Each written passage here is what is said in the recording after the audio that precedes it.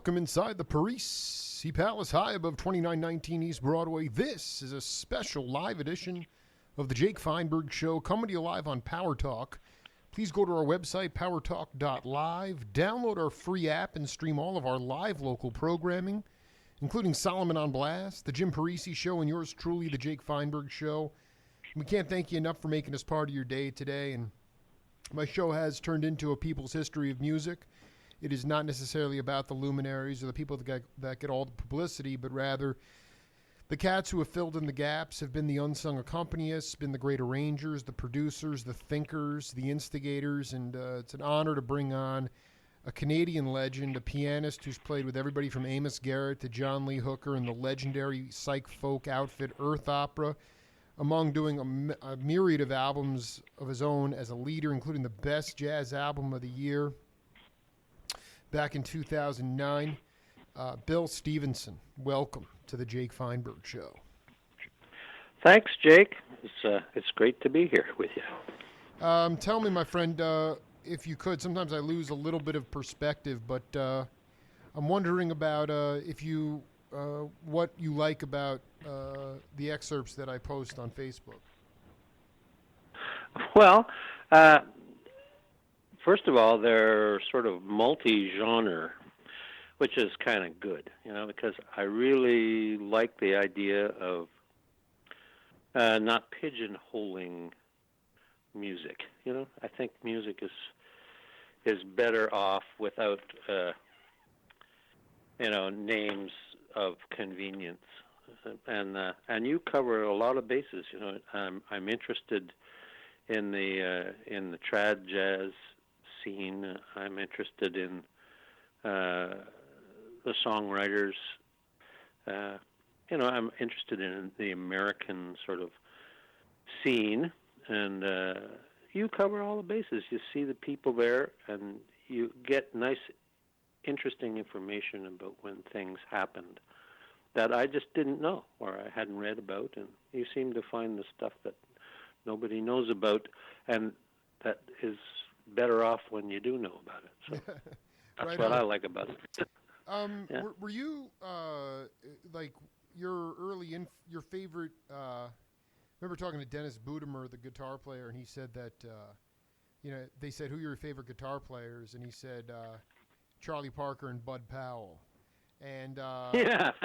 and I just wanted to ask you about that. I mean, a lot of the cats, even though they play an instrument, they were inspired by another artist who played a different instrument, and I was curious if that was the case with you.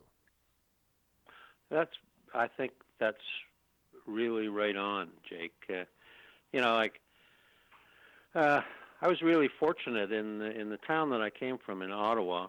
We had a small club there. It was kind of a coffee house setting, but the guy that owned it was really tuned in to the scene. So we'd get everyone there, from Tim Hardin to Archie Shepp, and a lot of things in between. And he presented them all in the same light. So and that was during sort of like a very formative stage for me. Like my late teens, I started going there and hearing this variety of music, which wasn't what you get sort of at your normal sort of sock hop and stuff like that, And so I was influenced by, even though I played piano and I played guitar a bit too back in high school, I was influenced by guys like John Hammond Jr., because he would come, right? And he, of course, was bringing with him, and with his performances, he was uploading, so to speak, into our brains that whole history that came with his father's record company and like that, right? So all the blues influence was coming up, and I loved slide guitar. I loved the cross style of Sonny and Brownie. I heard that when I was a kid, and T-Bone Walker came through town, right? And so here's a guy who played guitar and piano. And then they would talk to us because it was a small venue and it was very relaxed. And so all the instruments were influencing me.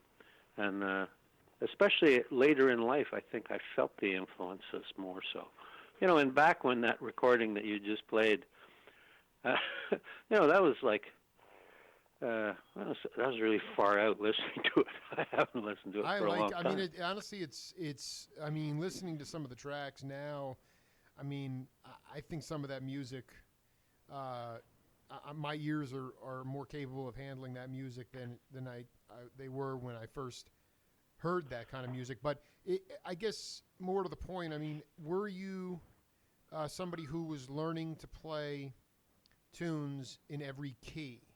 I mean, many of the cats that I talked to from your generation, even a little bit older, I mean, you go back and the guys that had a chance to practice with people like Coltrane, or I'm doing a film documentary on Stan Getz.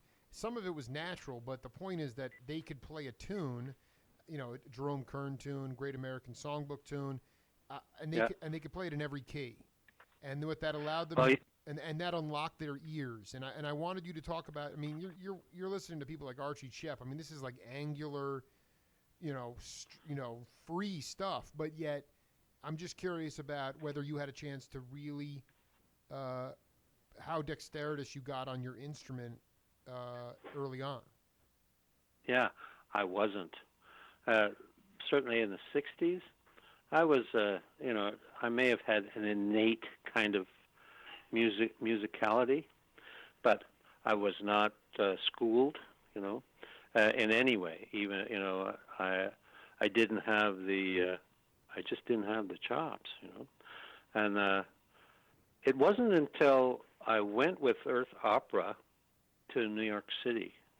Here's a kid from, even though I'd been exposed to stuff, I didn't know what to think about it, And I realized when I went to New York City that, like we played Steve Paul's on 9th, I think it was, and 9th and 54th or something.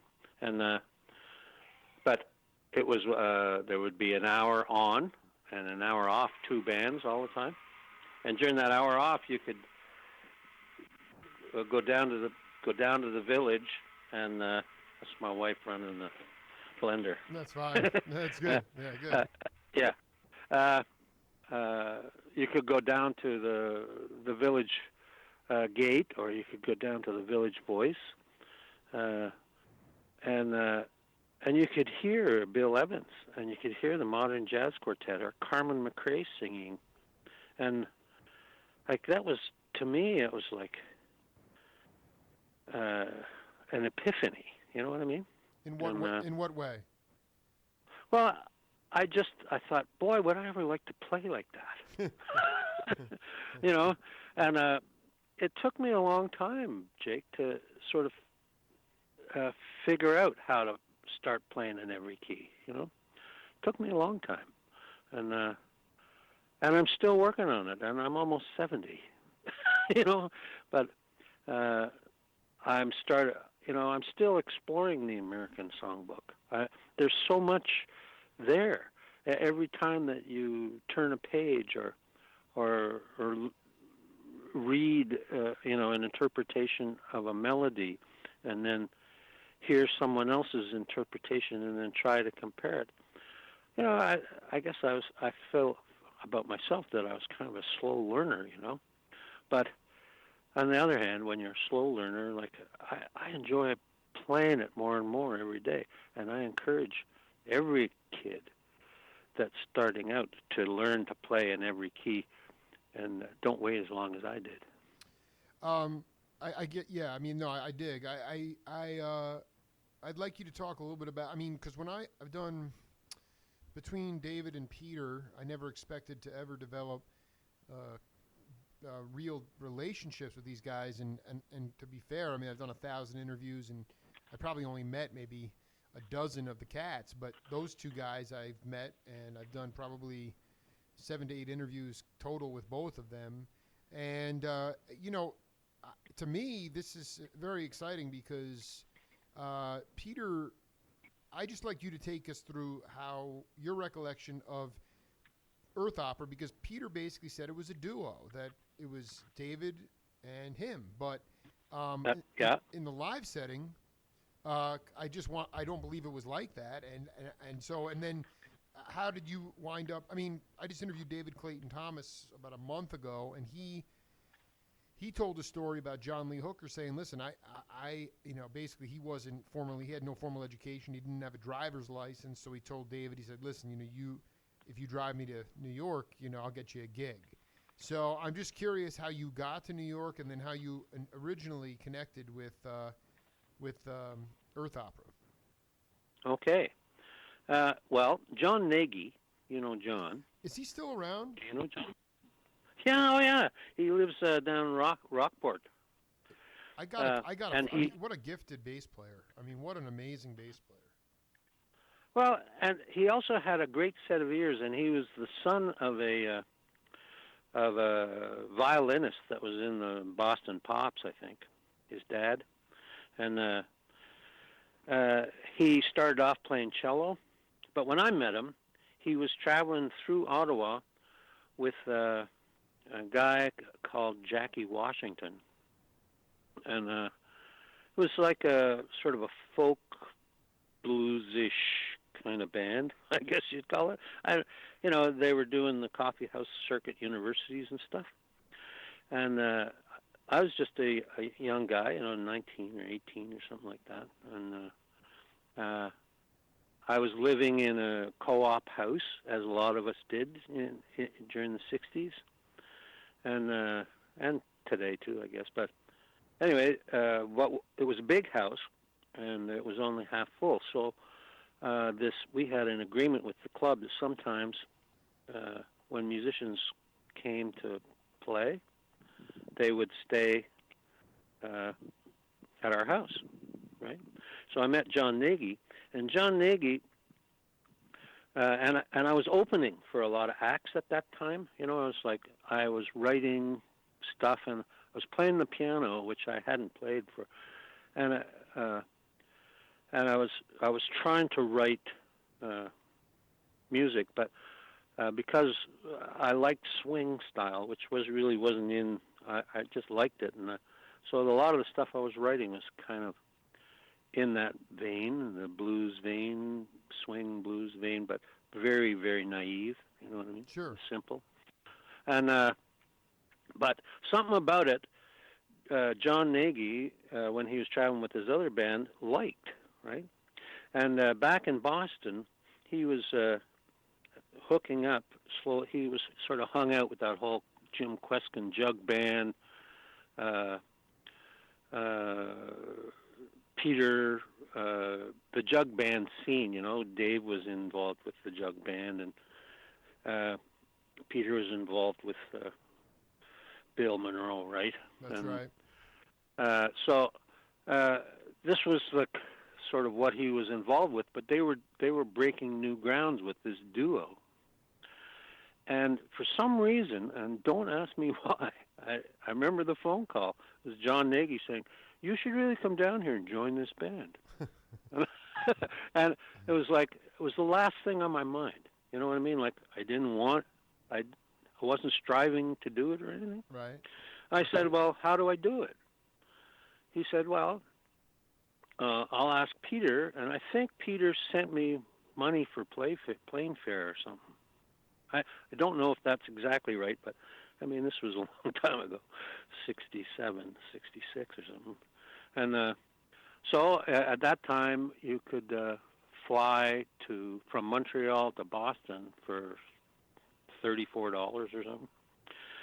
And anyway, I flew to Boston, and I'd never been been alone in a big city before, and I got into town, and they were auditioning, and I stood outside this place. I remember right across the place from the audition, Nina Simone was doing a sound check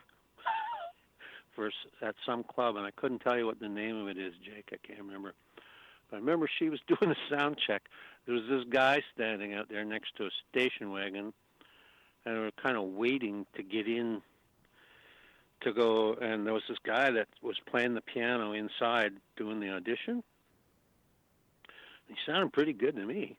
You know, I thought, geez, I don't stand a chance. Right.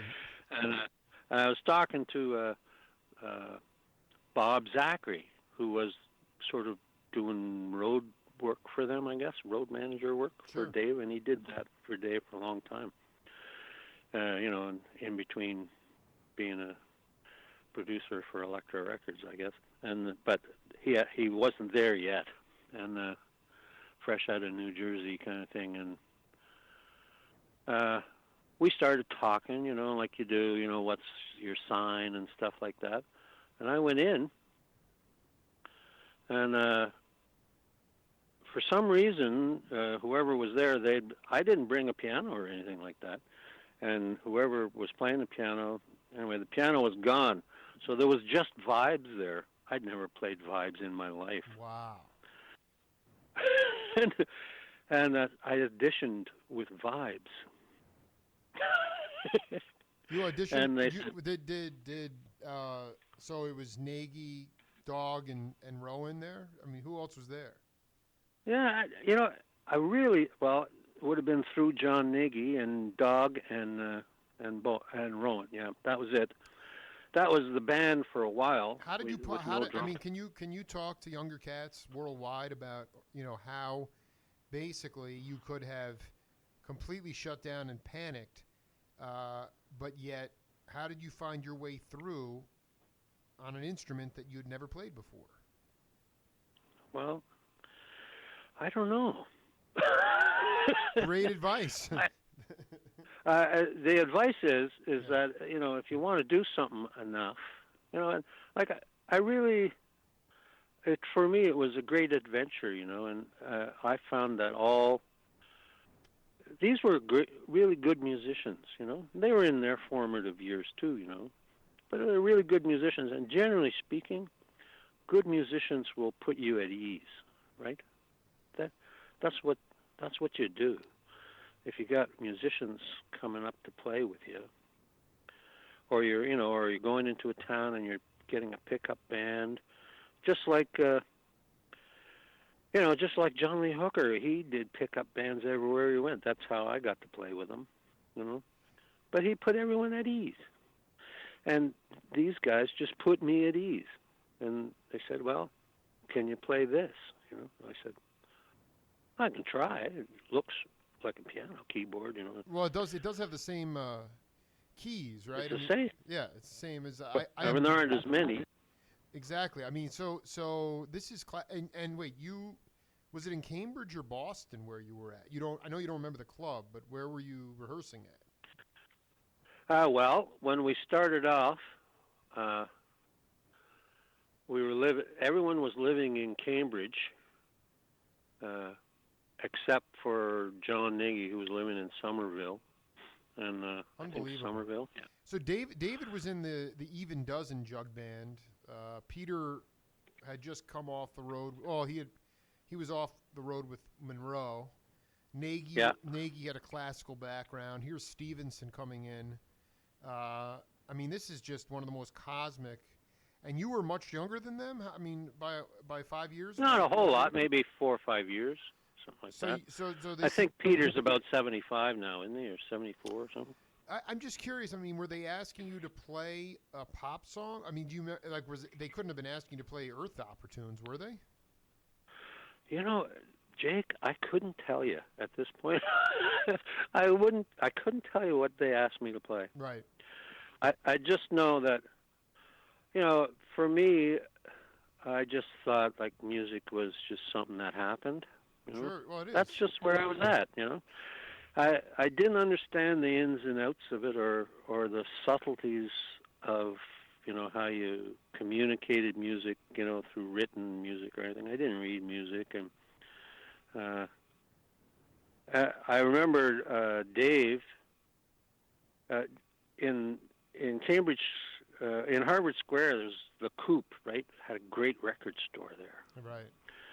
and Dave was like, he was a real record fan. He liked collecting almost more than he liked listening at the time, I think. But anyway, we used to go there all the time, and I recommended it. I remember I told him, you got to get a Love Supreme, because I'd been listening to a Love Supreme. Not that I could play it, but I just really liked it, So, and I said, you got to get a Love Supreme, man, because it's just really good, and so he started buying jazz records. I don't think he was buying them much before I got there. It's awesome because in the first, he did say, he didn't credit, I think that's awesome that you hipped him to that.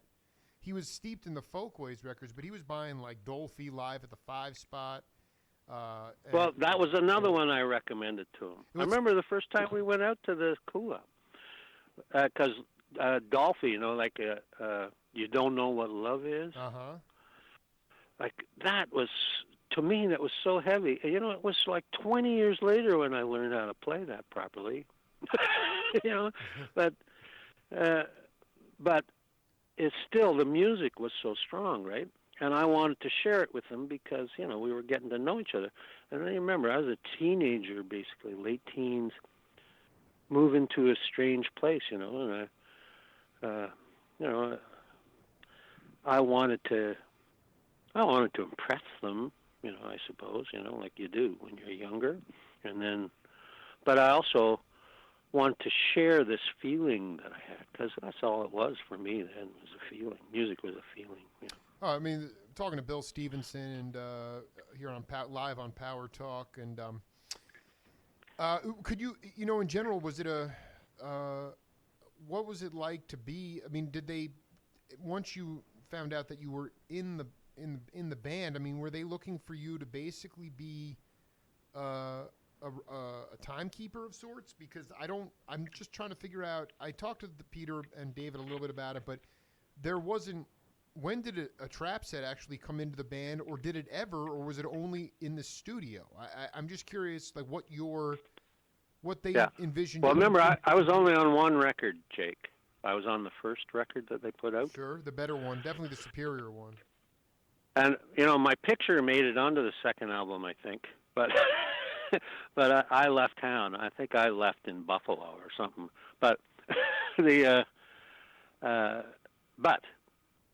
to get more to the point, we just started playing, and they had all these great tunes, right? And we started to get I got my instrument working, and I really, I don't even remember how that happened. It was like, it just sort of fell in my lap, okay? Then it was time to go to New York and record, right? And so the producer, Peter Siegel. Yes. He took us under his wing, and he had. That was around the same time that Magical Mr. Tour was really happening, Absolutely. And what was the big multi-track with the Beach Boys too? Smile, or what was it? I mean, it was essentially maybe 11 years before I was even born, so I don't know exactly. But, is that right? Yeah, I was born in 78. No, but I want before you went to Elektra to record, I want you to talk to cats out there about playing time without a trap set, because you guys were playing in Cambridge, upstate New York, in that range. You didn't have a drummer, right? I mean, you did not have. That's right. Yeah. Can you talk? I mean, no, we had good time. I mean, Peter has great time. Mm-hmm. He was a timekeeper with Bill Monroe. Dog, I think we all had good time. I have really good time. I always did, and I learned to play without a drummer, although I played a lot with drummers since, and some great drummers. But it wasn't until we went to New York and Peter Siegel hooked us up with Warren Smith Jr. Yeah, I've interviewed him twice. I love that man. He's still cooking away. He's a great guy. What a great guy he was. Such a And he was beautiful so guy. encouraging to me. Please talk about it. Like Please talk about Warren. To me, is like he was part of Max Roach's M Boom. He was the first black drummer on West Side Story when it went to Broadway in '61. The dude was the dude was born in the Depression, and he is one of the most humble, brilliant dudes. So why don't you just talk about how he was nice to you and talk about him in the studio, because he was the trap scene guy. Yeah. So we went into. Now, you probably remember the name of the studio. I think it was the CBS studio. It was a big studio, anyway. I can tell you some stories about when we recorded that are just great. I mean, go ahead. It was like the world opened up to me in such a different way. The engineer, whose name escapes me, I should have looked this up before I talked to you. You just keep going. I'll look it up. Go. Yeah, okay. But anyway, they were all so nice to me, and that was around the time that the 8-track recording was starting to make its push, right? And so Peter Siegel was tracking this stuff, and he was putting drums on after the fact in some cases, and Warren Smith Jr. came down and we recorded some tunes. I can't remember exactly what they were now, which ones they were. But he had such a warm smile, and he and I connected rhythmically. I mean, well, who couldn't connect to him rhythmically? He could connect with the friggin' doorpost rhythmically, He was so open and responsive to anything anybody else did. So that gave me confidence, and it taught me to look to the drummer for lyricism, because he was lyrical. And it taught you how to turn your phrase and connect your phrase, right? Because he was ultimately so musical. And so he recorded some of that first album with us. And then, we'd sit and talk, and we'd listen to the takes back. And, he'd explain how he took the subway with his kit and everything, like he had such great stories that, just had my eyes open wide. Did he? Did he talk to you about his playing with all the cats? I mean, essentially all the New York. No, because it didn't come up. You know what I mean? Like, sure. we were such naive guys in terms of the world of New York jazz. Like, what did we know? Nothing. We knew that John Coltrane recorded a couple albums. I had John Coltrane's Ascension, and I listened to it, but I was trying to understand it. I didn't understand it. Exactly. I love this. I mean, by the way, speaking of, we were talking about Dolphy, and I hear all the birds in the background, so he's listening to it. Yeah, I live right next to. There's a forest right behind my house. So, I mean, I just wanted you to, Warren is, I mean, he had a young family. He was so established, but he could go into any type of musical setting, kind of what you talked about in my show, which is all music, and he could play this. He wasn't just keeping time, but he could play the song. And did you now, I missed that part. Now, how many of the tracks did he overdub all the drum parts, or were there times where the rhythm section laid down the tracks? Well, there was times when it was so piecemeal, to be honest with you. I don't even remember. I know that Billy Mundy came for a while, out of just to get back to Warren for a second, I had also just tuned into the Astral Weeks album, right, with Van Morrison, just around that time. Richard, he had just recorded it. Okay. He had just recorded that, right? Warren Smith had just recorded that. So, I was in awe of this guy because I thought that was the most brilliant pop album ever. I thought to me, I didn't know I thought Richard Davis played bass. I didn't know Warren Smith played played drums on. You played percussion or drums on that? Maybe it was percussion. All I want to say is that also when I'm looking up the, and again, it is only Wikipedia, but when I look up the original Earth Opera album, what's a tragedy here is it's Rowan, Dog, Stevenson, this guy Paul Dillon. Yeah. Now, Billy Mundy and Paul Dillon made it onto the cover, but he didn't record any of it. That's pathetic. But no mention of Warren Smith, and Warren Smith is definitely on the gatefold liner notes, so he is not listed as a member. Anyway, so you had different. To me, was there any? Also, I don't want to. You can keep riffing wherever you go with this, but you are a great songwriter. I mean, did you help compose some songs for this, and do you think that that this experience with these guys helped you as in a songwriting capacity? Well, I'll tell you, I have a great admiration for Peter Rowan's poetic ability and his musicality. Right, he understands the ballad genre. You know, so from a poetic point of view, and I'm not an expert on his music, you know, but at the time, I learned an incredible amount just about simple harmony. You know, it's almost like church harmony, you know, that bluegrass approach to harmony. He opened my eyes to it and set me on the path of appreciation for that. Wow. And John Nagy, I still remember a line that John Nagy,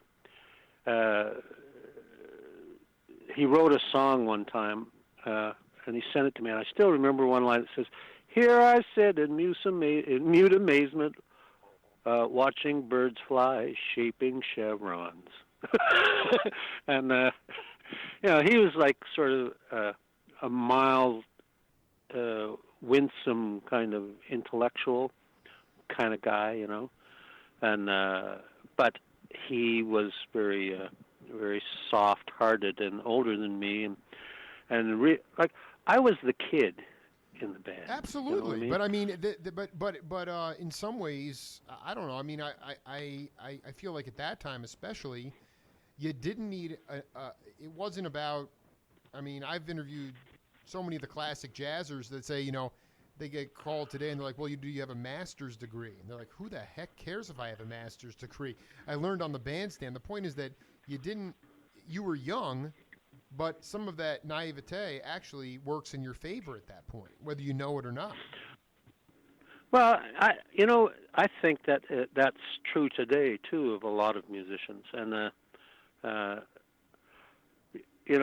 well, in fact, in order for my belief is that, you know, it may happen with my daughter's lifetime. I don't know, but it's going to take a pioneering spirit of going completely off the grid in order to grow vocabulary in music. I mean, Nagy, Garcia, Rowan, Queskin, the poets, the people they were influenced by, the beat poets. What they were writing about was so substantive and so much a part of not just sociology but topography and the society and the agriculture and you know, but that is, I mean, I'll be honest, I mean, Billy Hart, the drummer, who, you know, who by the way considers Warren Smith a mentor, basically said we're going to need a complete economic collapse in order for music to regenerate again. And so, I mean, that's kind of where it was at. I mean, you guys were singing for your supper, but it wasn't like you were overwhelmed with the cost of living, because at that time in 1968, minimum wage kept up with the cost of living. So, you know, there's a lot of factors there. But so Rowan did you actually have a hand in any of the songwriting or arranging on that album? If I did, it was subliminal. You know, you know what I mean. I mean, I only sang on one track there, and it was, "Nowadays no one seems to care. They laugh at me when I ride my bike, turn away and shake." I was like doing a homage to like a 78 record or something, and but I didn't think about that. I just did it, and when I look back at it, that's what I was doing. I was letting something else be an influence on me, and Peter and the producer liked it enough they kept it, and and I was honored. Oh, good, I get to sing, like I get to sing on the album. I never considered myself a singer at the time, in that way, like compared to Peter, who was kind of the main thrust there, and Dave didn't sing very much, if he sang at all, and John Nagy could sing, but he remained kind of out of the picture. When Paul Dillon came on the scene, he was an R&B drummer originally and a painter, and I think if he stayed on after I left, he was a big influence on me in a sense, because he and I shared he had experience in R&B, and I was heading that way, you know what I mean? And with all the neat stuff I got to see in New York, I started to, and even playing Steve Paul, we played Steve Paul's quite a few times, and Rick Derringer was playing there, the Faces was playing there, Small Faces. Rod Stewart was just coming over to the U.S. at that time, right? In '68, I guess it was, and Van Morrison was playing there. Jeremy Stagg was playing there. Jimi Hendrix used to come in and play with the McCoys, just because he felt like it. Yeah, no, this is what he played bass with the McCoys. Hey, yeah, no, that's what that's exactly that's what Warren would talk about when he was gigging down there, and David Clayton Thomas. It was basically the entire New York music scene was within like a 4-block radius, down in the West. Right on. And but I mean, did you go to the half note, or did you get a chance to see some of these guys that you were trying to understand the music? Or were you able to go see guys like Train and Elvin and Dolphy and those cats? I didn't ever get to see them. Slugs was happening at that time, and did you go to Slugs? I never got to go to Slugs. I did get to go. I used to go to Harlem to the Apollo Theater. Absolutely. For gospel night Sundays, and I loved doing that. I used to go there with friends that lived up on 96th Street, and we would take the subway up and go to gospel night. And I mean, they were the best gospel groups in the world were singing there. We got James Brown would be sitting in the balcony. Eh? Yeah, no, I'm thinking the Silvertones, the Swans. Who was there? Who? Because those groups. The Mighty Clouds of Joy. Of course, that's right. Sister, what's her name? The Peaches.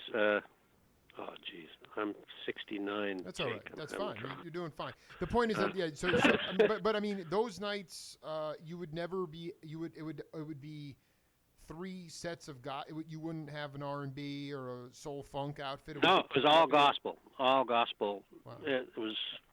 Some of it was pretty close to R&B, but it was all gospel. Yeah, because I find these records like Willie Banks and the Messengers. And it's like this little like sanctified church on the front cover. It is the funkiest gospel music I've ever heard in my life. It's great. Oh, it smokes. Fantastic. Smokes.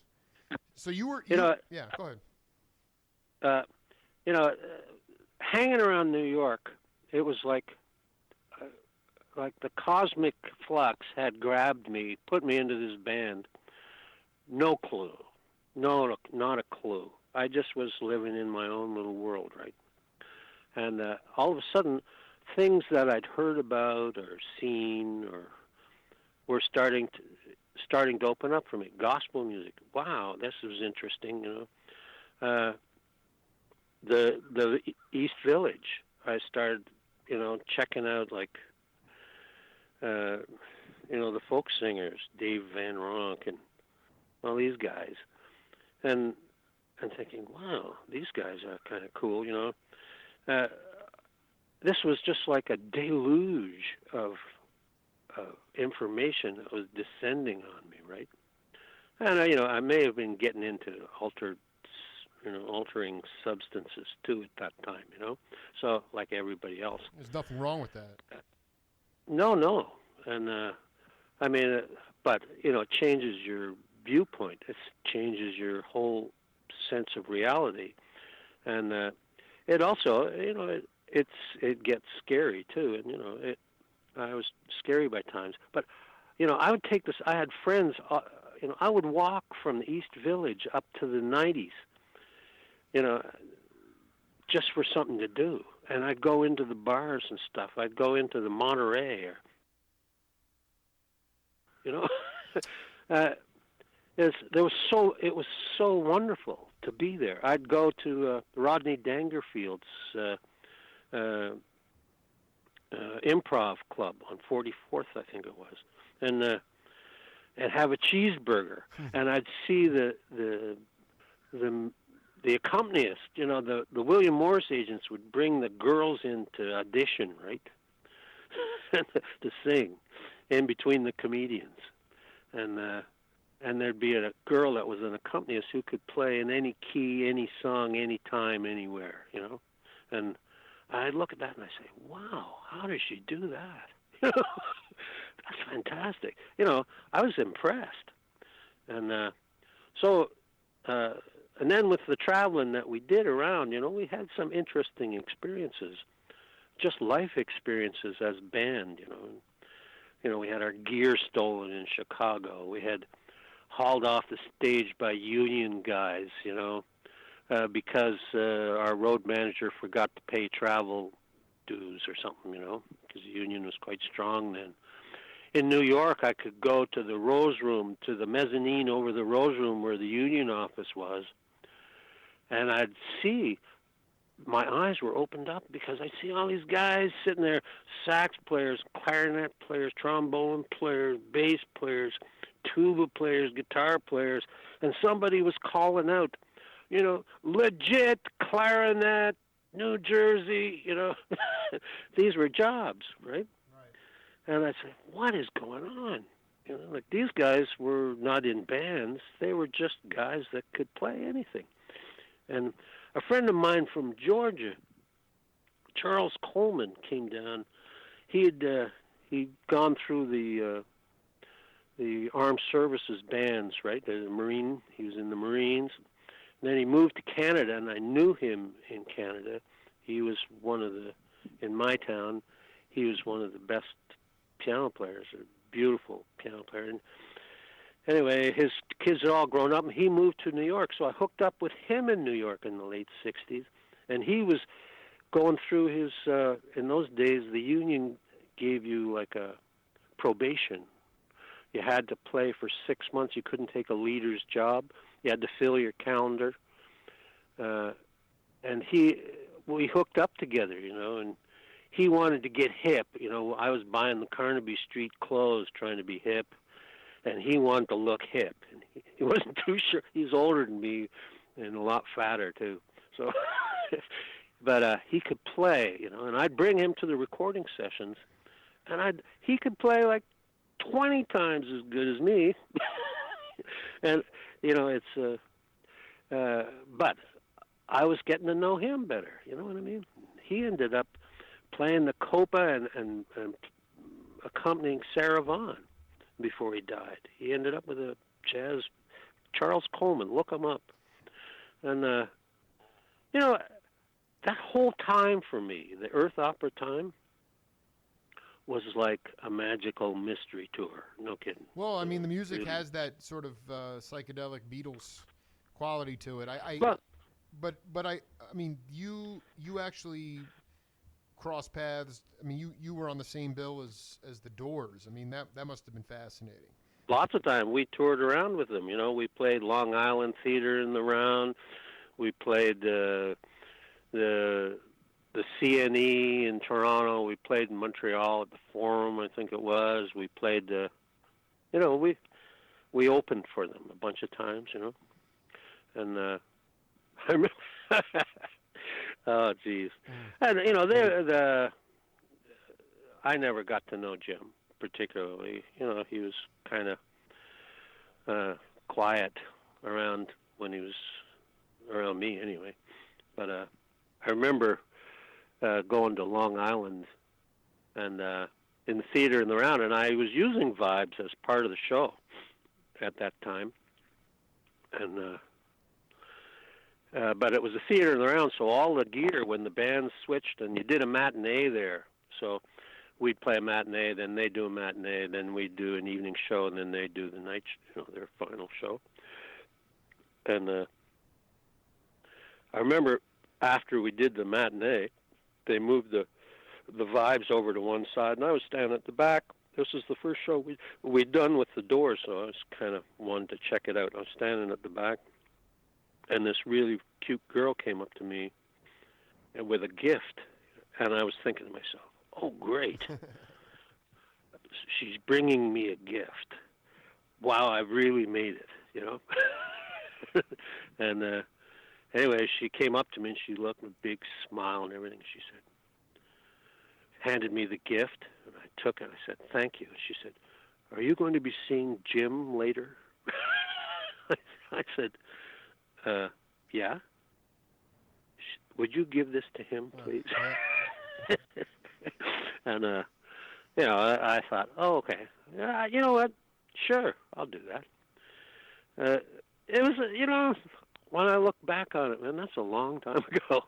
That's a long time. Right, ago. but it was really a time when the music, when you look at freeform radio, and sort of the touring circuits that existed, and the intermeshing of before everything got stratified in music. The music was breathing, and people were. A lot of it was word of mouth, and then obviously you had this huge, resurgence of electric blues. You still had the folk music going on. You had, the Butterfield Band was heading out, right? Siegel Schwall Blues Band was just starting to kick. Electric Flag. The Electric Flag was happening. Yeah. I got to see all those bands, in different, and we were on the same bill a lot of times because we'd play universities. Universities would have multi bands on, right? Like they weren't festivals; they were just, we would be on with Isley Brothers or something, That's and so classy. that's how different it would be. Exactly. You know what I mean? No, Or Chuck Berry, eh? Like we'd be on the same. I remember playing I forget where it was, the Electric Theater in Chicago. We were on the same bill with Chuck Berry. And we did that too at the Psychedelic Supermarket in Boston. That's right. That's where that's where Wavy Gravy started. He had a gig there, when he was at Boston University. This is before. This is in the early '60s. The Psychedelic Garage. I think Cream played there. Wow. Yeah. That would have been good. That would have been great. I mean, I liked Cream. Yeah. Can you, if just to put a wrap, because I could really talk to you was Richard Loren involved with Earth Opera? Richard Loren, that name is familiar. Well, he was the manager of the Doors, and or not the manager. Yeah, he was the manager of the Doors. He actually bailed Jim out of jail, but he was also very involved at Elektra. No, I don't think so. There's my son who is in the music business now in Montreal. He just sent me a thing about Danny Fields. Yep. Sure. Remember Danny Fields? Yep. And there's a movie out about Danny Fields now. He just sent me this the other day, saying, and that whole story. Like when I met Danny, because Danny was really involved in the whole Doors career and a lot of other people's careers, right? So and Danny used to make up stuff, like he was a good spin. He had a good spin, and but it was one of the reasons, that whole spin thing that was going on. It was one of the reasons that I decided to leave Earth Opera, because I didn't feel comfortable. I wanted more. I wanted something else, and I went back. I sort of went back home with my tail between my legs in a way. I remember my hometown was having, like, they hired Earth Opera, and I didn't want to play with them. I was probably paranoid or something, too much LSD or whatever, but I didn't want to play with them, and I hid out. They came to town. We were supposed to be in the parade at home, and it wasn't until years later, and that was it. I was out of the band, and I don't know whether they forced me out or whether I quit, or maybe it was a little of both. But it was years later, when I had my own national radio show here in Canada, that I called Dog, and I got him to come up, and I gave him a really nice venue. He brought a great band. We played a couple of tunes together for the folks, just for old time's sake. And I brought Peter Rowan up, and he brought Flaco Jimenez, and I put a band behind the two of them. My wife was in it, So we came full circle, and when those guys, they started me out. You know what I mean? They got me going, and when I left there, I was going in a direction that led to me having a love and more of an understanding of music than when I got there, for sure, and a desire to get more. And I like to think I've come a long way since then, and I give them a lot of credit for that. Absolutely. No, and they're beautiful human beings, and still trying to stretch the lineage of. So when you got back to Toronto, I mean, there was, you had quite an established jazz scene. Oscar Peterson at a school up there. It was you had everybody from Terry Appleyard, Peter Appleyard, yeah, who have interviewed, and a lot of the African American cats used to go up there and play, and then you also had Mo Kaufman. Where did you fit in? Zoot Sim used to play up there all the time. Eddie Kahn used to play there all the time. I didn't live in Toronto, and I moved out to Halifax here in 1974. Oddly enough, in Halifax, it was a stopover, and Duke Ellington has family here, and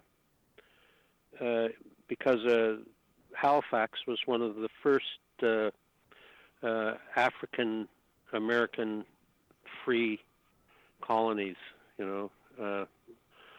when slavery was, and there's a lot of history. Goes right down through the United States, but a lot of it is up here. When I moved here in '74, there was a club called the Arrows Club, and it was all those traveling Chitlin circuit type bands, Absolutely. the sort of B bands and some of the A bands as well. But it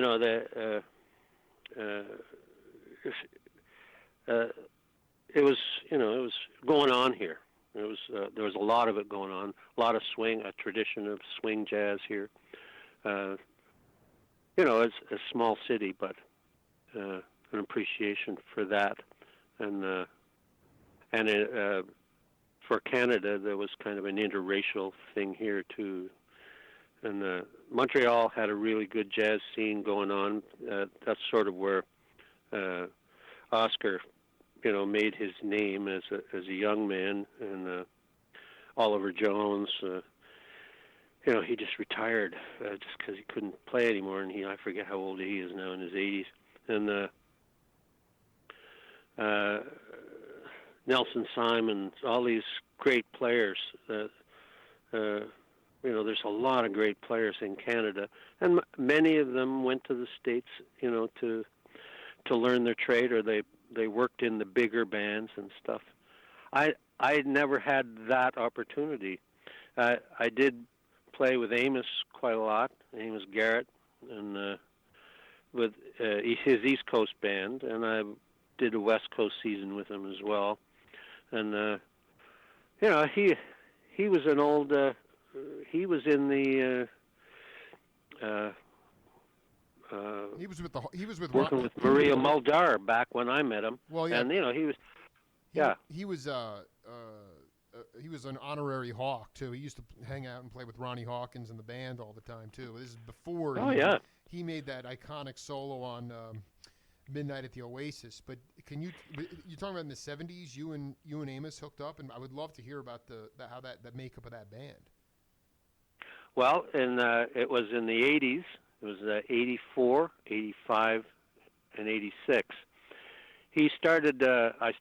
I had a radio show at that time. That was a concert series, right? And so I would bring him once a year to do like 2 shows as part of my radio show. And I'd put the band behind him with local guys here. And then there was a club circuit here as well. At that time, in Newfoundland, the guy owned 3 clubs, and we'd play one in Newfoundland and one here in Halifax, and there was another one in Truro. And it was like a little mini circuit, and so we would go and do that. It was we had a sax player, Lane Francis, who used to be a member of the Lincolns years ago, and various drummers. Sometimes in Newfoundland, we'd pick up a drummer and a bass player. Dave Vivian.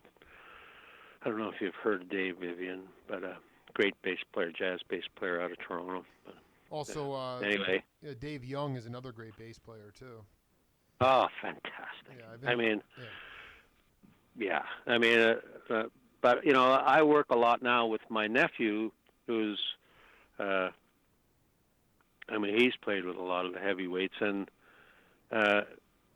he's way beyond me now. But he started playing with me when he was 19, and he's 46 now, but he teaches me more than I ever taught him, I think. But he went ahead, and he was one of these guys that did it. He got his master's, and it almost makes me want to go and get one. I guess it's never too late, right? No, it's just to me. It sort of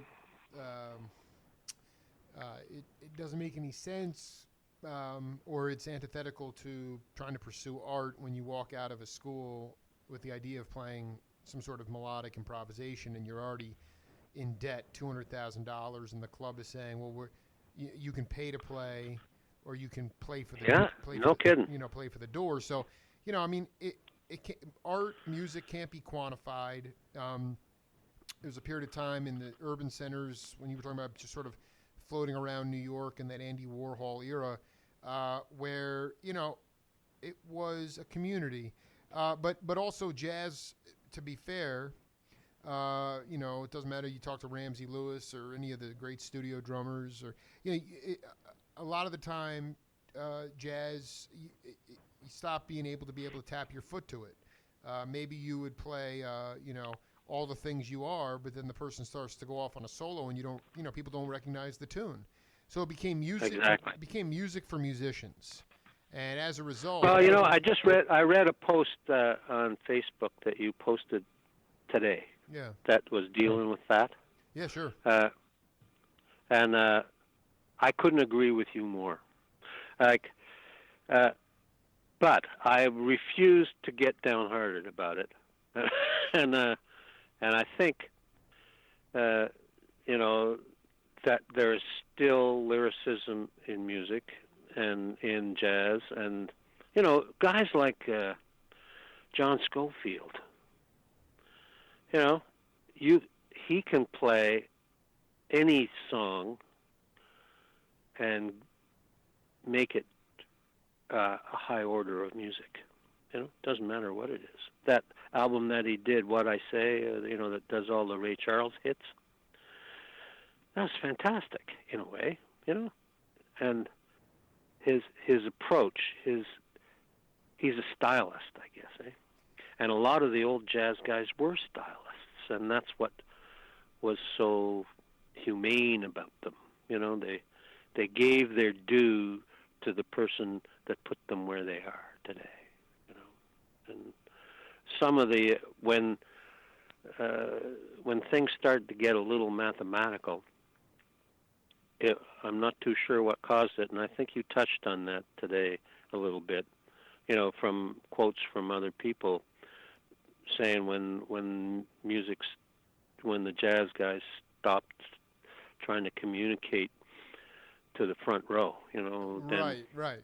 That the idea, the idea was that you had that it was a visceral connection between the audience and the performer, and then all of a sudden you had, I mean, again, Miles is setting the bar pretty high in terms of his musicality, but he began to turn his back on the audience, or it just became, and ultimately one of the biggest issues, and this is all just evolution, but you started to, you had the drum machine came in, and also disco came in, and a lot of times all of a sudden you were replacing humanity with electronics or computers, and all of a sudden younger drummers started to copy a machine, and it becomes very, very formulaic, very, very, very robotic, and so people lost their individual sound. I mean, you could, I've done 2-hour-long interviews with Bill Cosby before the world caved in on him, and it's like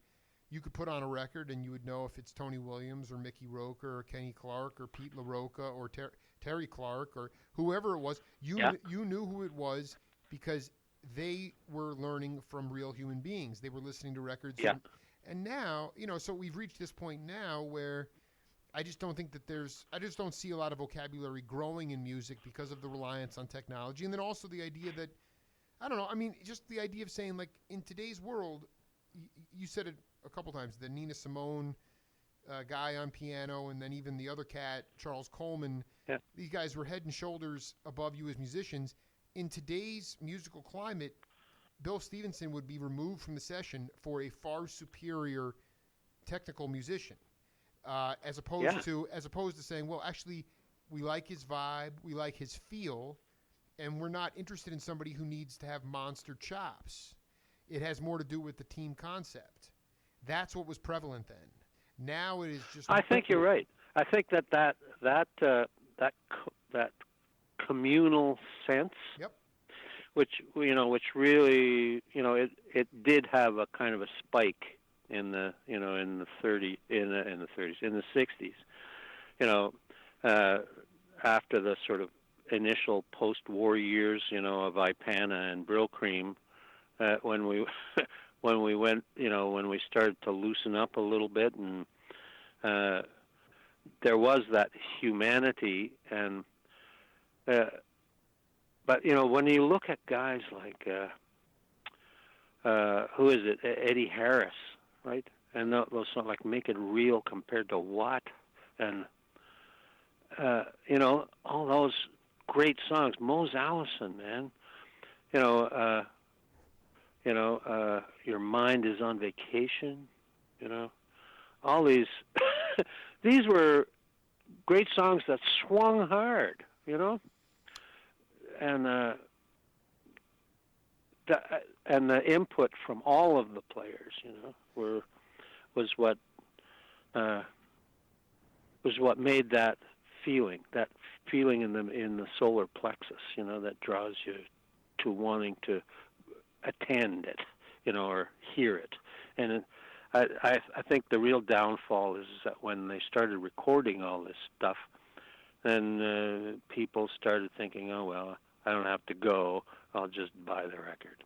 And I think there was also, I mean, it's something where they started to recognize within the industry, when it started to become music started to become a huge industry, was like, we got to get to the kids. It no longer became about paying respects to your elders because the kids had the money. So the music, you got farther and farther away from the roots of the music. And if you talk to, you talk to any of the classic the cats that are around today, and they're going to argue that most younger musicians don't go back far enough. You know, they think that jazz started with Kind of Blue, when in fact you have to go back even farther into the two beat. You know, or you go back to Dixieland, and people are even in blues. You talk to Larry Taylor from Canned Heat. Some of the simplest techniques on the bass to play blues, people don't do it anymore because it's too simple. It's not technically, it's not chops driven, and the feel. And it's funny. I was watching a political debate the other night, and there's this governor from Ohio, and he's sort of like this middle of the road Republican, whatever he is, and he's talking about how people have stopped even the different. There was a lot of volatility in the late '60s with Vietnam, and there was dissension within families, but the music always was very high quality. And now, with this pulsating beat, no dynamics in pop music. What he was saying was people they've stopped listening to each other. So you put that as analogous to the bandstand, and there you go. I mean, music reflects life, and you're looking at a point now where you walk into, you listen to most, rock music today, and it's just noise. It's really just noise. There are plenty of bands out there that are searching for authenticity, but they're not going to get recognized because the people that are, whatever's left of the industry, the Jack Holtzmans, the Orrin Keepnews, the Saul Zantzes, I don't want to leave people out here, the Phil Chesses, they're not. Those cats were interested in authenticity. I'm sorry, John Hammond is another one. They were open. They were wide open to all different types of music. They were willing to give people chances, and they cared about the art more so, really, than the bottom line. But you look at Jack and Nina's non-such records, right? Before they ever got the Doors running, Right. That was a huge cash cow for sure, right? But they were dedicated to the whole concept of world music, classical, Baroque, everything.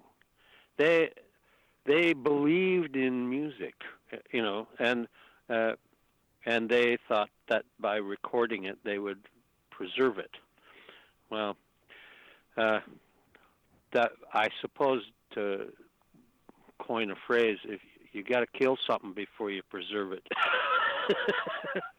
Well, I mean, in fairness, the stuff that David's friend Ralph Rinsler, I'm not sure if you ever met that cat. He was responsible for basically starting the Smithsonian, the Folkways records. Those are some of the most important.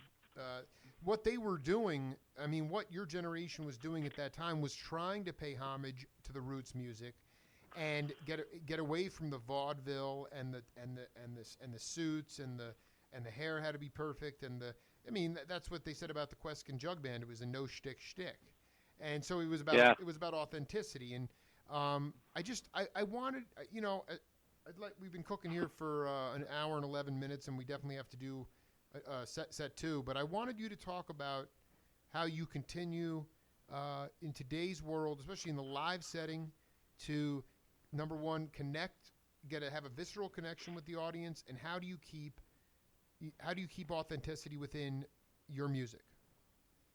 That's a great question, Jake. Well, first of all, I try to honor melody. If I'm replicating a song, let's just say I'm singing every time we say goodbye, right? Okay, a great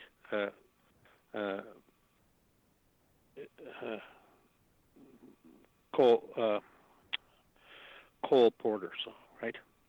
And it's like it has been sung by lots of people, but it had such a huge quality to it.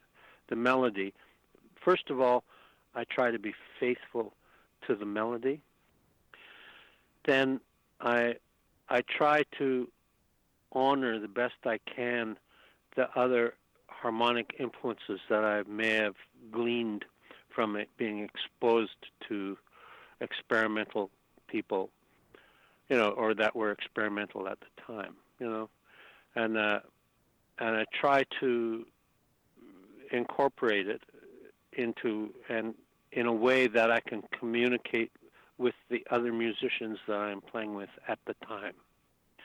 And they're not always the same. Some guys are hipper than others. It doesn't mean that they're better. They're just hipper. So, you can't really judge people because they don't know something. And I guess you can judge people if they know something and they don't use it. But anyway, that's how I try to keep up with that. I try to expand my knowledge of the American songbook, but I also I'm interested in folkloric content in a very sort of casual way. But I find some of the Irish airs. They're beautiful melodies, and you find them floating through or Russian folk music. And I'm not an expert on any of this stuff, but I do look at it from time to time and try to learn it and try to see how it's influenced the music of the 20th century, which is sort of, I guess, which was my my seeding ground. That's where I grew up, and that's what influenced me. That's what influenced my parents. My dad liked Benny Goodman. Right. And and so he played it. So then Benny Goodman, as it turns out, he liked, I try to honor what I perceive the path that the guys that went before me took in a way that is practical to the life that I lead. And I live a fairly quiet life, but I love playing now more. And I practice a couple hours a day if I can find the time. I also learned, to make a living. Sometimes you need to do other things, and not be ashamed of it, and the fact that you can't make a living as a musician, it's not that's been going on for a long time. Some great musicians have had to struggle financially, but I learned how to tune pianos, and I learned the history of that, or I'm still learning it, and I'm 69 every day, and that you tune a piano, you listen to the partials, and the partials are what Charlie Parker was listening to when he was living in his bebop world, and what I imagine Miles Davis was listening to. You listen to the partials, if you can start to hear the high octaves and the flat fives and the 13ths, if you can hear that in what you're playing before you play it, then you just keep getting better. If you're just playing it because it says play a 13th, well, okay, do that for a while until you can hear it. So does that make sense to you, Jake? Honestly, I think it was. The fact that we are talking about something that's happening in real time, I think it was by far the most eloquent answer that you've given so far, an hour and 17 minutes in. So it was beyond cogent and beautiful. Did you ever get a chance to see Moondog? And did you ever talk about some of the electronic music that you were into? Especially, I don't know, this is not electronic music, but also like Harry Partch. any of the Moondog I'm electronic? not into Harry Partch. I mean, I'm just not knowledgeable on Harry No Partch, problem. so I'll check that out. Okay, check it. No, I mean, well, Harry, I'll hip you to that. He had a 42 tone, Okay. 42 tone octave, and was more on the West Coast. Whoa! What about the idea of music concrete? Did that ever come in? I mean, that was the idea of putting electronic music. People like Roger Kellaway did it a lot, and it could have just been ambient sound, electronic music into a live musical setting. Yeah. Well, I like Roger Kellaway's playing. I love him, and I saw him with Peter Appleyard's band, the Benny Goodman alumni band. Wow. And he's great. I just think he's a fabulous player. And my youngest son is into electronic music, and we are trying to understand each other. I think I'm starting to embrace it a little bit, but I don't know enough about it to really comment on it. Back in the day, I listened to, John Cage a little bit, And I'll tell you one thing, though. I remember one time in Toronto, walking down the street, right near the hospital, and, you looked over, and I saw there was trash being put out, like junk to be picked up. Yeah. And it was a bunch of long-playing albums in plain sleeves. Sure. Yeah. No covers. Cardboard sleeves. Yeah. Yeah, they were in plain cardboard sleeves. And I thought, well, I wonder what this is. So I just picked some up and took them home. What it was old school recordings of heart defects. Wow. On vinyl? Yeah. On record? Yeah, because it was part out of a teaching program, Sure, right? sure. Probably. This was near the Toronto Sick Kids Hospital. Mm-hmm. And this is a long time ago, and no, I don't have the records. But anyway, I listened to them. There must have been some seriously weird sounds on those. Well, they were funky. Yeah. I mean, they were beautiful. Like they had this sort of over the bar kind of rhythmic sense.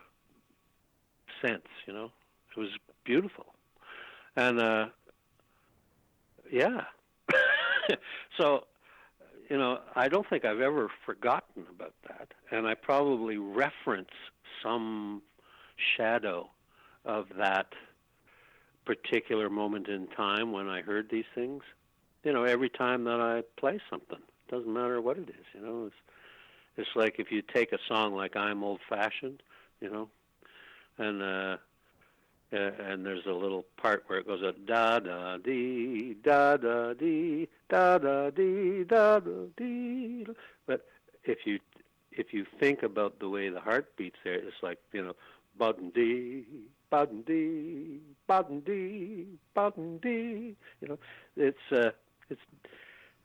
that kind of stuff is influential, and I think that everyone is open to intrinsic rhythmic process in the way people move. That's how we establish our relationship with other people's presence, right?